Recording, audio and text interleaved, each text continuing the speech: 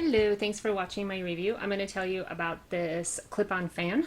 I like it so far because it's super quiet, so it got me happy because I bought two other fans and they're very loud, that are battery operated, that are very loud. So this one I'm super happy with. So what you get in the box is you get the fan, it has the clip, you get a user manual that's pretty useful, and then you also get a USB to Type-C.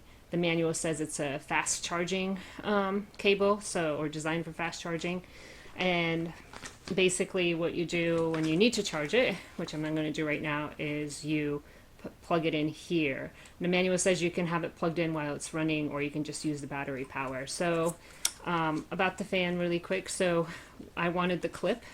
Now the clip, it's pretty let me move this around. There we go. It's pretty strong. It's loosening as I'm going, but I'm using two hands to open this clip, and I'm sure it will loosen over time some more. But when I tried to first open it, I was like, wow, that's impossible.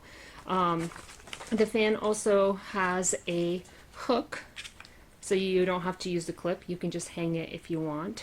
And the fan does swivel, so if you want, you can point it whatever direction, whether it's clipped somewhere or you're using the hook or whatever. You can move it around, and you can also flip it all the way if you want to. So as far as so it's on battery right now. I don't have it plugged in, but we're going to go ahead and turn it on. It has indicators. It's telling me it has 75% of battery, and this is just the first speed, so I'll show you that. Just hang it, and let's grab those instructions that they gave us. So you can see on this low setting, you can see it's blowing it lightly, not too hard. So we'll go ahead and increase the speed to the fourth one. I don't know if you can hear that. It's not as loud as my other fan, but you can hear it, and you can see the instructions are most definitely being blown away.